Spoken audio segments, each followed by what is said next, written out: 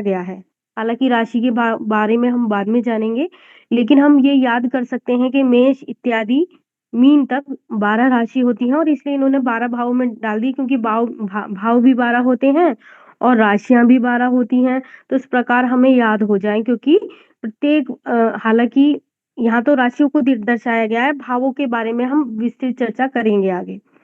तो हमने जाना यहाँ पर 12 राशियां हैं, इनको नाम याद करेंगे हम, और प्रथम द्वितीय तृतीय चतुर्थ इत्यादि लेकर द्वादश भाव को हम याद करेंगे। इसके अलावा हमने पिछली कक्षा में ये भी जाना था कि प्रथम भाव और पंचम भाव और नवम भाव को केंद्र भाव कहते हैं। ठीक है, अगर हमसे, क्योंकि जब हम कभी धीरे धीरे आगे बढ़ते हैं तो हम कोई ज्योतिष संबंधी इंटरव्यू भी दे सकते हैं किसी एस्ट्रोसेज या और एस्ट्रोनो टॉक नामक ऐप पर, किसी भी ऐप पर दे सकते हैं। तो वहां पर हमसे जो है पहले हमारा इंटरव्यू होता है। इंटरव्यू में कहीं भी हम जाएं तो हमसे पूछा जा सकता है केंद्र किसको कहते हैं, तो हम कहेंगे केंद्र किसको कहते हैं, 1 4 7 10 को केंद्र कहते हैं। त्रिकोण किसे कहते हैं, 1 5 9 को त्रिकोण कहते हैं। यानी प्रथम भाव, पंचम भाव, नवम भाव त्रिकोण हो गया, और 1 4 7 10 यानी प्रथम भाव, चतुर्थ भाव, सप्तम भाव और दशम भाव क्या हो गया, केंद्र हो गया। फिर हमसे पूछा जा सकता है त्रिक भाव किसे कहते हैं। त्रिक भाव यानी जहां से हमारा कष्ट और दुखों की कहानी शुरू होती है। तो त्रिक भाव हो गया छठा भाव, रोग ऋण शत्रु का भाव है। अष्टम भाव हमारे गुप्त शत्रुओं का भाव है, हमारी मृत्यु के कारण का भाव है। और जिसको हम कहते हैं ना कष्ट और वैराग्य, जब हमें वैराग्य कब घटित होता है, जब अति का कष्ट आता है ना जीवन में, तब हमारे साथ वैराग्य घटता है। तो वो अष्टम भाव से शुरू हो जाता है, मतलब डिटैचमेंट, हर चीज से, समाज में मन ना लगना, अपने वर्किंग प्लेस पे मन ना लगना, पारिवारिक संबंधों में से डिटैचमेंट होने का भाव, किसी भी चीज के डिटैचमेंट। या अगर कोई व्यक्ति नया प्रोफेशन शुरू करता है, एक प्रोफेशन को छोड़ के एक फिर से नई नई शुरुआत करता है, तो वो भी हम अष्टम से जानते हैं। ठीक है, और जो द्वादश भाव है यहाँ पर उसको त्रिक भाव में गिना गया, क्योंकि ये प्रथम भाव का व्यय भाव है। जो प्रथम भाव यानी जो आप स्वयं लगन है, उसका व्यय किस प्रकार होगा, उसका भाव है। यानी हम ये भी देखते हैं कि मृत्यु कहाँ होगी, घर में होगी या बाहर होगी, या हॉस्पिटल में होगी, या कहाँ जाएगा व्यक्ति, किस प्रकार उसका व्यय होगा, तो वो हम 12वें भाव से देखते हैं। तो हमने आज की कक्षा में उस जो हमारा प्रश्न था उसको हमने दोहराया। ये हमें हमेशा याद ध्यान रखना है कि प्रथम भाव यानी 1 4 7 10 ये जो है केंद्र भाव है, और 1 5 9 जो है त्रिकोण है, और त्रिक भाव 6 8 12 है। यहाँ ये फिनिश हो गया, आगे चलते हैं। मैंने आपको कहा था 12 भाव के नाम याद कर लीजिएगा। कोई भी पूछेगा भाई 12 भाव के नाम सुनाओ, तो हम कहेंगे क्या कहते हैं, तन धन सह सुहत सुत रिपु जाया मृत्यु धर्म कर्म आय व्यय। ठीक है, तो ये हमें नाम याद होने चाहिए। इसके अलावा इसके कुछ अन्य नाम भी हैं। वैसे जब मतलब क्या होता है, जब ज्योतिष एज ए एस्ट्रोलॉजर का इंटरव्यू होता है, तो उसमें इसी तरह के क्वेश्चन पूछेंगे। क्या पूछेंगे, कोई योग बता दीजिए। कई प्रकार के योग होते हैं कुंडली में, रोचक योग होता है, हंस योग होता है, महालक्ष्मी योग होता है, इत्यादि इत्यादि योग होते हैं। ठीक है, तो उसके बारे में जरूर पूछते हैं। या फिर ये पूछेंगे पणफर भाव कौन सा है, अनुपचय भाव कौन सा है। ठीक है ना, तो ये इसके अन्य नाम हैं जो ज्योतिषीय पुस्तकों में मिलते हैं। तो ये धीरे धीरे आप याद कर लेना। यहाँ पे देखो कलरफुल उसमें लिखा हुआ है, जैसे हम पढ़ सकते हैं। हमसे पूछा गया पणफर भाव कौन सा है कुंडली का, तो हम कहेंगे द्वितीय भाव, पंचम भाव, अष्टम भाव और एकादश भाव को पणफर भाव कहते हैं। यानी दूसरा भाव, पांचवा भाव, आठवां भाव और 11वां भाव पणफर भाव है, क्योंकि वहां लिखा हुआ है। तो ये हम क्रमबद्ध तरीके से धीरे धीरे याद कर लेंगे, एकदम से याद नहीं होगा, पर हम रोज याद करेंगे। अभी हमें पनफर याद हो गया, तो फिर हम दूसरे स्टेप पर जाएंगे। अच्छा, दूसरा स्टेप क्या, अनुपचय भाव। कोई भी याद कर लो, अनुपचय याद कर लो, पहले उपचय याद कर लो, पनफर याद कर लो, है ना। तो इस तरह से ये अनुपचय, पनफर, अपोक्लिम भाव। अपोक्लिम भाव कौन कौन सा है, अपोक्लिम भाव है द्वादश भाव, तीसरा भाव, छठा भाव और नवम भाव। तो ये हम धीरे धीरे याद करेंगे। वैसे इसमें अनुपचय भाव आसानी से याद हो सकता है। एक क्या ना, जैसे कॉपी पे हम सी बनाते हैं ना, तो नीचे के भावों को छोड़ते हुए सी बना लो कॉपी पे। यानी हमने एक कुंडली चार्ट बनाया, फिर हमने सी बनाया, तो सी में मतलब इस कुंडली चार्ट के सी में केवल नीचे के भाव को छोड़ते हुए, यानी छठे को, सप्तम को, सॉरी हाँ, तो यहाँ पर हम कैसे बनाएंगे इसको, अनुच्चय भाव को कैसे करेंगे इसे देखो। यानी 12वां भाव हो गया, द्वितीय भाव हो गया, पंचम भाव हो गया, और अष्टम भाव हो गया, और नवम भी हो गया। तो ये अनुच्चय मतलब सीखने के तरीके हैं ये, कि आपने पहले 12वें को भी ले लिया, लगन को भी ले लिया, तो द्वितीय को भी ले लिया, पंचम को भी ले लिया, सप्तम को भी ले लिया, अष्टम को भी ले लिया, और इस प्रकार हमने सी बना लिया। ठीक है, तो इस तरह से हमारे ये भाव कवर हो गए जिसमें हमने छठे को छोड़ दिया। मतलब अपने अपने ट्रिक है याद करने की, आप कैसे याद करोगे। तो इस तरह से आप चीजों को याद कर सकते हैं, क्योंकि जब अभी तो कुछ नहीं कोई पूछ रहा, लेकिन जब आप ज्योतिषीय परीक्षा आगे कभी देंगे तो ये जरूर आपसे पूछेंगे, भाई पनफड़ भाव कौन कौन सा भाव है, अपोक्लिम भाव कौन सा भाव है, क्या कहते हैं, उच्च भाव कौन सा भाव है, अनुच्च भाव कौन सा भाव है, इत्यादि इत्यादि। तो इस पर मैं अधिक विस्तार नहीं करूंगी, ये याद करने की चीजें हैं, तो हम सीधा आगे बढ़ते हैं। चलिए, ये हमने पढ़ा दिया था, प्रथम भाव लग्नेश है, तन है, आपके बारे में बताता है। ठीक है, ये सब हमारा हो गया था, हम इसके विस्तार में चर्चा करेंगे आज। रूप, रंग, शरीर की आकृति, ज्ञान, बल, मस्तिष्क, विवेक और शील, गौरव, विनम्रता आपके स्वभाव को दर्शाता है, आपका प्रथम भाव। क्या आप मुझे सुन पा रहे हैं? हेलो, आपको मेरी ध्वनि आ रही है स्पष्ट रूप से? हाँ जी मैम, आ रही है, लेकिन बीच बीच में कट रही है। अच्छा जी। ये डॉक्टर नीतू कुमारी जी कौन है? अभी आपका परिचय हो गया क्या? मैम, आपने मुझे लिंक जो है 2 दिन पहले ही भेजा था, तो मैंने आज ही फर्स्ट क्लास ज्वाइन की है। अच्छा जी, अच्छा जी। आप ज्योतिष के विषय में क्या जानकारी रखती हैं?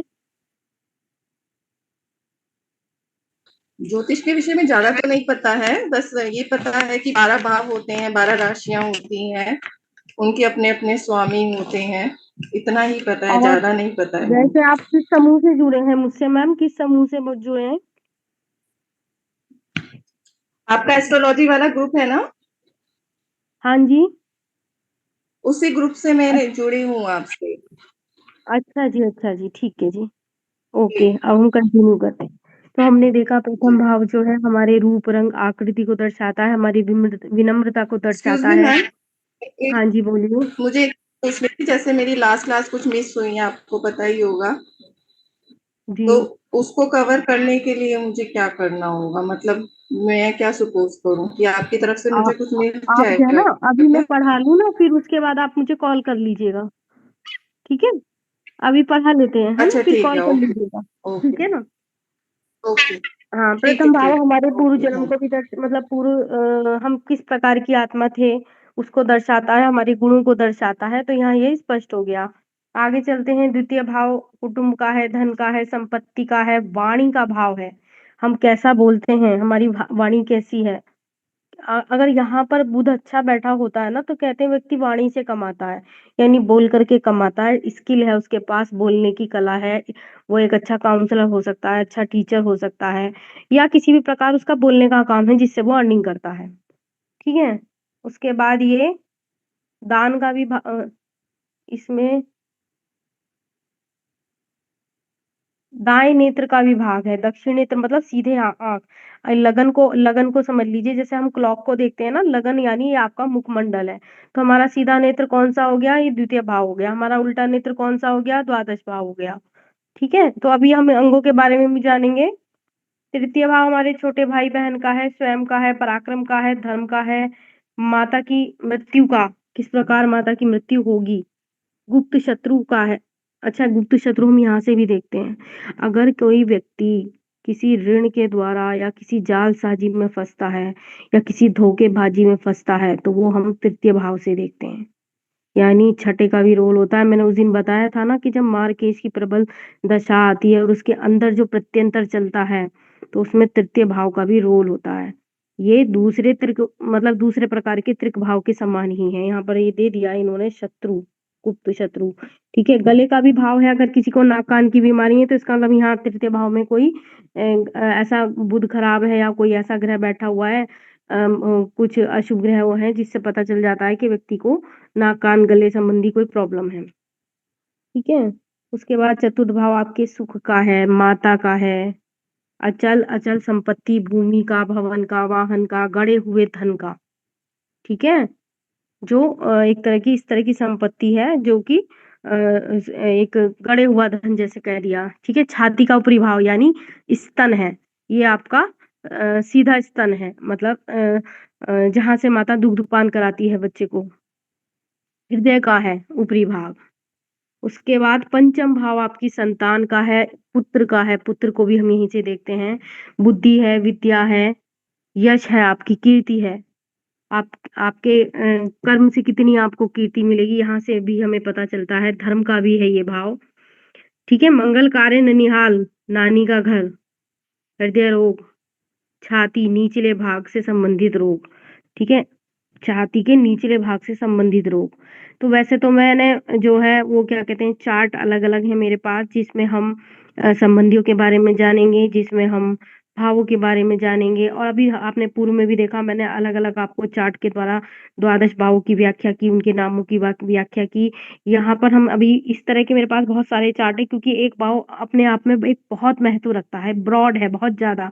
उसके बारे में जानने के लिए आपको काफी, मतलब समझ लो 1 सप्ताह की कक्षा हो जाएगी। तो एक ही भाव अपने आप में बहुत रहस्यमय ज्ञान रखता है, तो उसको हम धीरे-धीरे जानेंगे। और इसके अलावा हम अंगों को भी इन्हीं भावों से जानते हैं, हम अपने संबंधियों को भी इन्हीं भावों से जानते हैं, तो वो हम आगे के क्रम में पढ़ते जाएँगे। अब हम आ जाते हैं छठे भाव पर। छठा भाव हमारे चिंताओं का भाव है, हम किसकी चिंता में डूबे रहते हैं आखिरकार? रोग है, ऋण है, शत्रु हैं, मुकदमेबाजी है। उदर का ऊपरी भाग यानी पेट का ऊपरी भाग है ये हमारे, उससे संबंधित रोगों का भाव है। हमारे अपयश, कलंक, कीर्ति का भाव है। शोक का भाव है, दुःख का भाव है, वैसे भी त्रिक भावों में गिना जाता है, तो कष्ट का भाव तो है ही। उसके बाद सप्तम भाव पर आते हैं। सप्तम भाव हमारे जीवन साथी का है, प्रेमी का है, प्रेमिका का है, काम वासना को दर्शाता है। अगर किसी का सप्तम का स्वामी सप्तम में ही बैठा है, मतलब आप इस तरह से समझ लीजिए, तो समझ लीजिए ये जो उसका जो विवाह होगा, वो काम वासना के लिए होगा, आकर्षण होगा। अब आजकल के पंडित जो है, आधुनिक पंडित है, कह देते हैं भाई प्रेम विवाह होगा।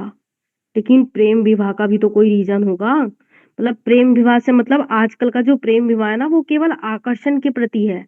बाद में तो 2-2 महीने चले विवाह, 3 महीने चले, 4 महीने बाद टूट जाए, कुछ पता थोड़ी ना है। तो वो हम कह तो देते हैं कि प्रेम विवाह है, लेकिन वो होता क्या है? अट्रैक्शन के लिए हुआ है। अगर वहाँ राहु और मंगल का संबंध बन रहा है, तो 100% वो जो विवाह हुआ है, वो केवल काम वासना को दर्शाता है, बाहरी आकर्षण को दर्शाता है, वास्तविक प्रेम को नहीं दर्शाता।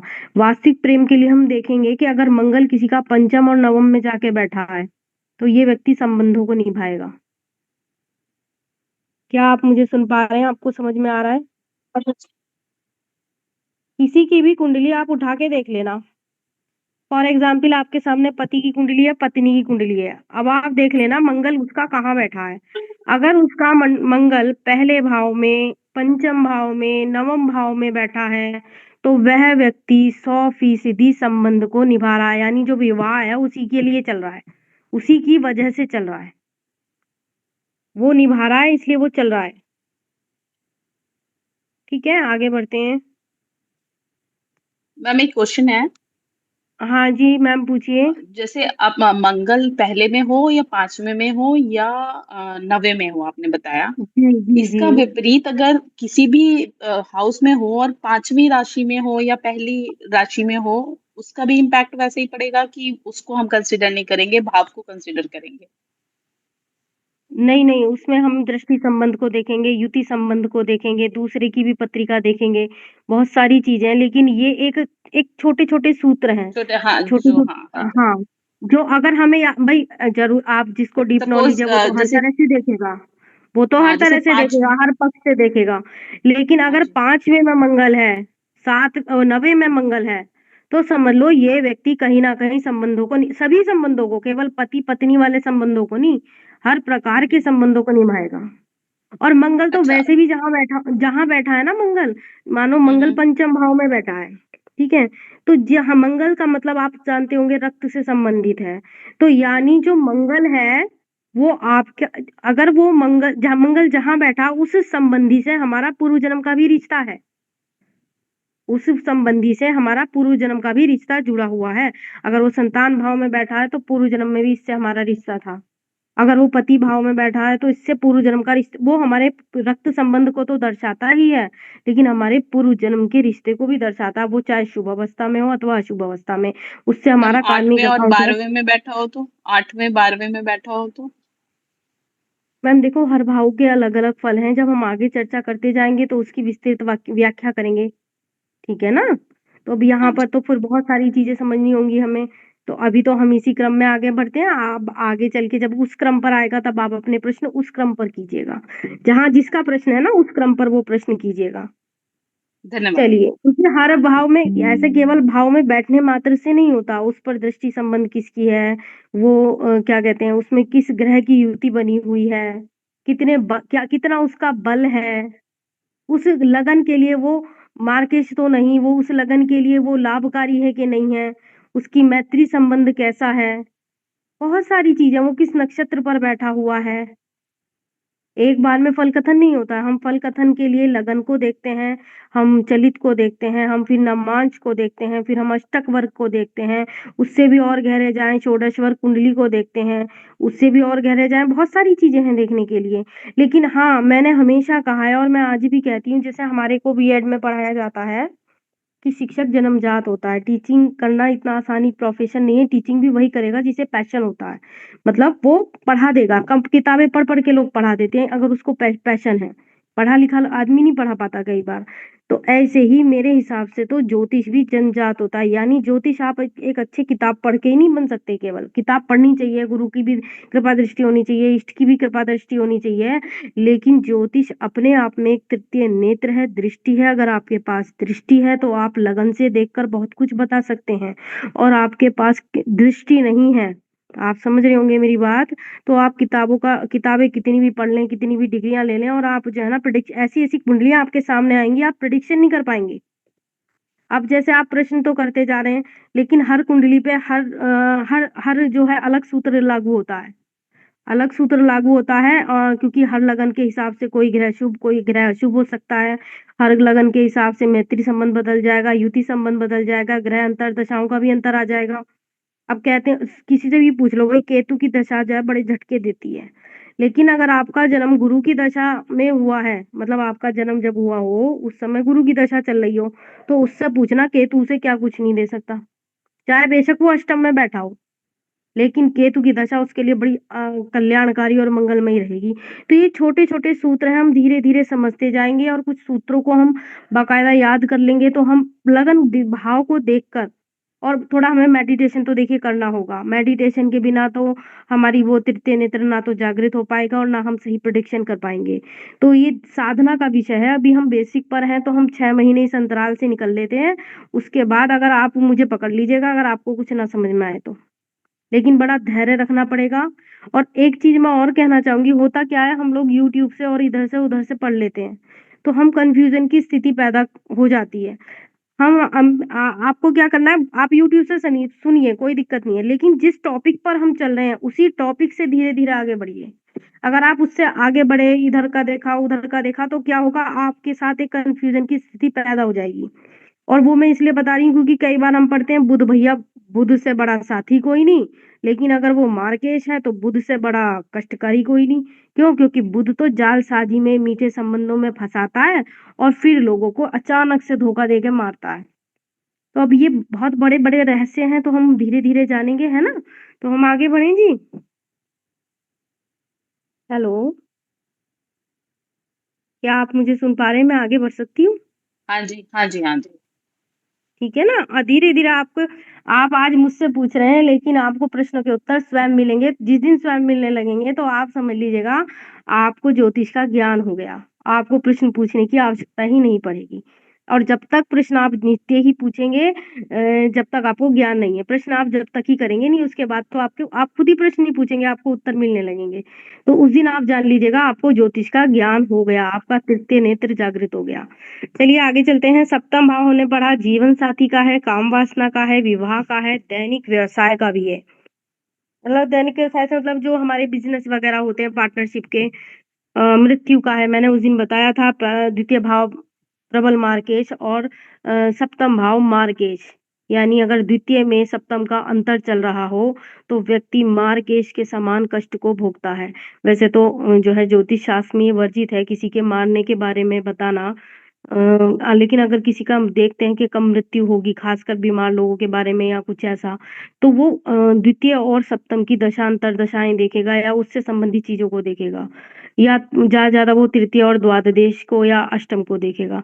लेकिन होता क्या है कि ज्योतिष शास्त्र में ये बताना वर्जित है कि किसकी मृत्यु कब होगी, लेकिन क्योंकि हम पढ़ाने के क्रम में चल रहे हैं तो हमें ये बताना अनिवार्य है कि द्वितीय भाव प्रबल मार्केश है, सप्तम भाव मार्केश है, और उसमें जब तृतीय का, अष्टम का या एक द्वादश, इवन एकादशेश का भी अंतर आ जाता है।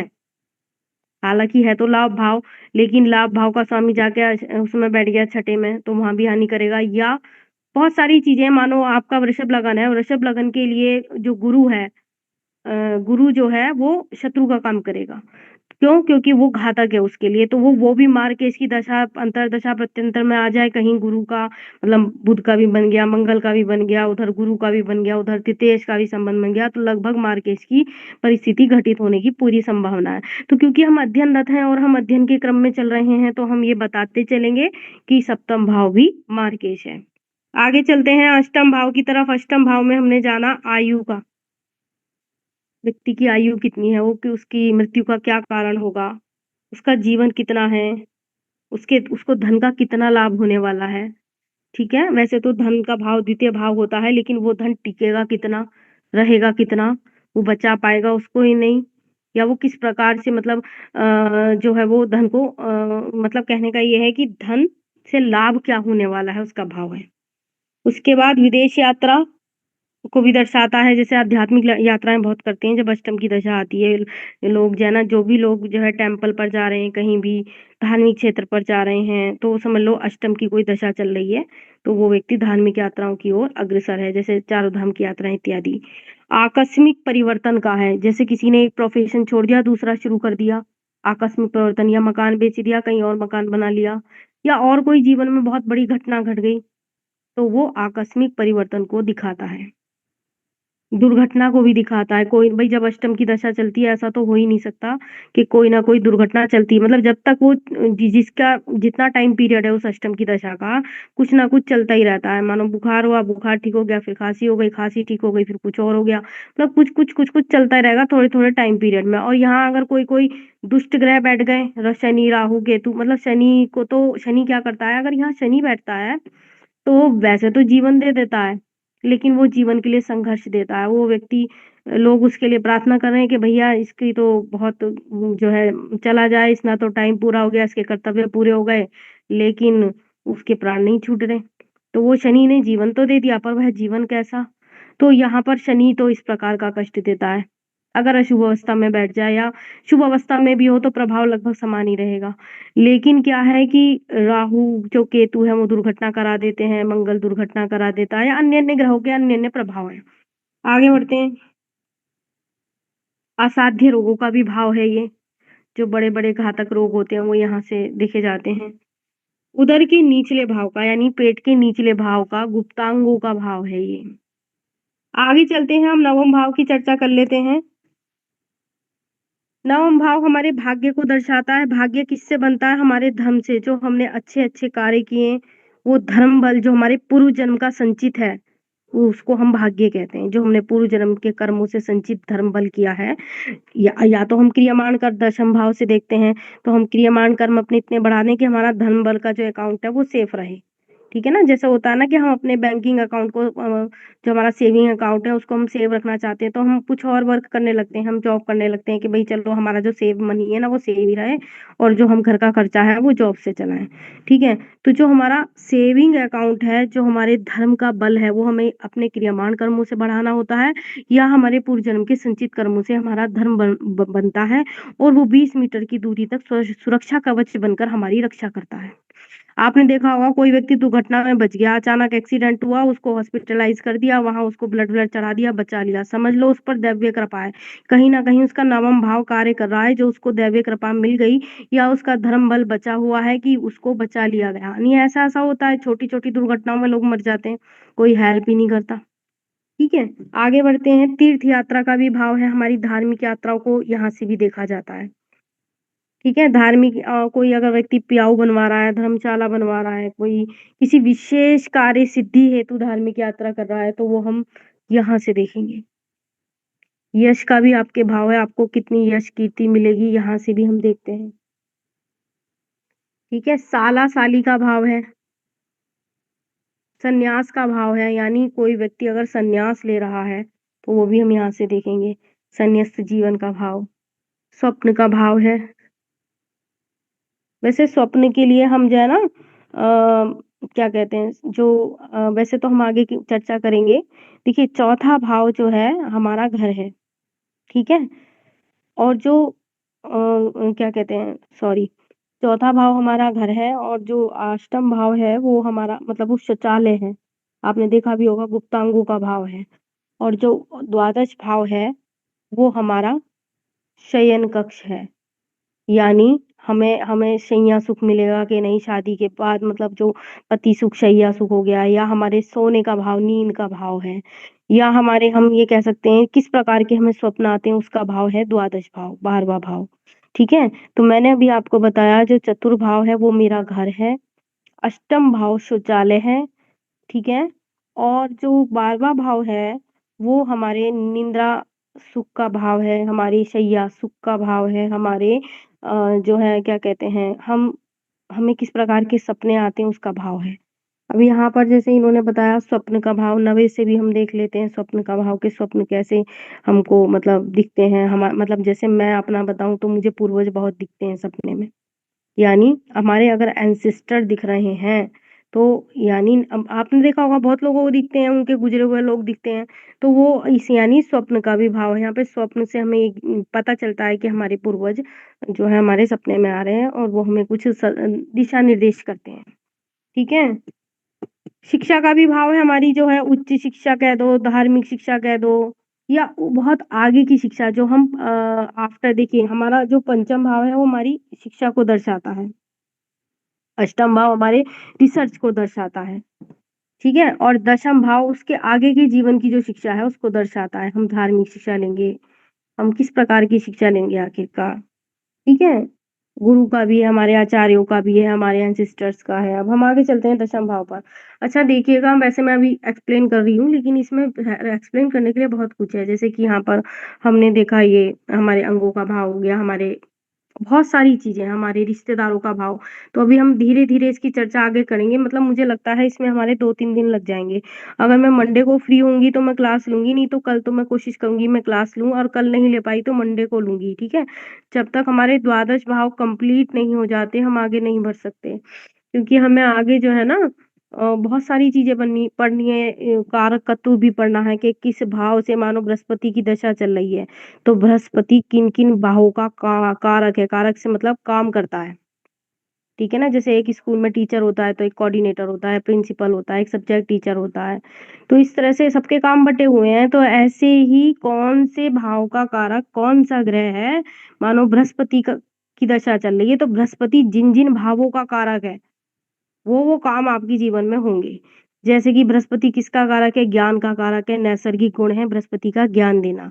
तो जब बृहस्पति की दशा चलेगी तो ऐसा हो नहीं सकता कि आप पढ़ाई लिखाई से न जुड़े, किसी भी प्रकार का ज्ञान आप लेते हुए नजर आएंगे, ठीक है। दूसरा, बृहस्पति संतान का भी भाव है, बृहस्पति आपके पति सुख का भी भाव है, बहुत सारी चीजों का भाव है बृहस्पति। लेकिन नैसर्गिक जो गुण है वो ज्ञान का है, यानी जैसी दशा स्टार्ट होगी आप पढ़ना शुरू कर देंगे, कहीं ना कहीं से ज्ञान लेंगे आप, ठीक है। तो इस प्रकार से हर भाव का कारकत्व भी हम आगे पढ़ेंगे, और उससे हम जानेंगे कब किसकी ग्रह अंतर्दशा में और किस प्रकार से ग्रह कार्य करते हैं। तो पढ़ने के लिए तो बहुत कुछ है। अगर हमने वैदिक फलित का एक जो ये बेसिक पार्ट भी पढ़ लिया ना, तो बाकी की चीजें तो हमें अपने आप समझ में आने लगेंगी। हालांकि आगे और ज्यादा डिफिकल्ट है, बट फिर भी अगर कोई ये पढ़ पाया तो वो आगे भी पढ़ लेगा। तो हम अभी दशम भाव की चर्चा कर लेते हैं। कक्षा हमारी कभी भी समाप्त हो सकती है, तो इसलिए हम इसे कंटिन्यू करते हैं। क्या आप मुझे सुन पा रहे हैं? हाँ जी मैम। समझ आ रहा है आप लोगों को? कुछ कुछ ये नहीं समझ में, क्योंकि बिगिनिंग से क्लास नहीं ली है शायद इसलिए। हाँ, जिनको समझ नहीं आ रहा वो मुझसे बाद में जरा बात कर लेंगे। अभी इसको कंटिन्यू करते हैं, ठीक है। तो हमने पढ़ा जी। दशम भाव पिता, पिता का तो नहीं है, पिता का जो भाव है ना वैसे नवम भाव से देखते हैं। पिता के कार्य क्षेत्र का भाव दशम भाव है। पिता को हम नवम भाव से देखते हैं, अपने फादर के बारे में हम नवम से जानते हैं, लेकिन जो दशम भाव है वो पिता का कार्य क्षेत्र है, राज्य है, सत्ता है, कर्म है, हमारे क्रियमाण कर्मों का भाव है। आखिर हम किस प्रकार के कर्म कर रहे हैं और किस प्रकार के कर्मों द्वारा अर्निंग कर रहे हैं उसका भाव है। हमारे कारोबार का, नौकरी का भाव है, पद प्रतिष्ठा का भाव है, प्रभुत्ता का भाव है कि हम कोऑर्डिनेटर हैं, हम सामान्य टीचर हैं, या हम किस प्रकार से कार्य करते हैं, हमारी सत्ता क्या है, आखिर समाज में हम किस रूप में प्रतिनिधि के रूप में कार्य कर रहे हैं, अधिकार है हमारे, ठीक है, हमें क्या क्या अधिकार मिले हुए हैं, मतलब जैसे कि आप समझ गए होंगे। फिर प्रतिष्ठा हो गई और राजयोग। राजयोग से मतलब जैसे कि ये अगर हम देखें कि किसी को इलेक्शन लड़ना होता है जैसे राज सत्ता में जाने के लिए, तो वो हम दशम भाव से देखते हैं। आ जाते हैं एकादश भाव पर। एकादश भाव हमारी आय का भाव है, दैनिक आय का, ठीक है, और उस आय के लाभ को भी दर्शाता है।